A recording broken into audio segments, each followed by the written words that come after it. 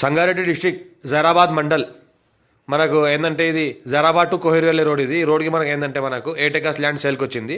76 lakhs per acre చెప్తున్నారు. లైట్గా negotiable అయ్యే అవకాశం డైరెక్ట్ ఫార్మర్ దగ్గర ఉంది. ఇన్వెస్ట్మెంట్ కోసం, అగ్రికల్చర్ కోసం, ఫార్మ్ హౌస్ పర్పస్ చాలా ఛాన్స్లో ఉన్న ప్రాపర్టీ. ఫ్యూ రెడ్ సైల్ ఏరియా ఉంది. టైటిల్ మొత్తం క్లియర్గా ఉంది. ఇస్కోర్ డైరెక్ట్ ఫార్మర్.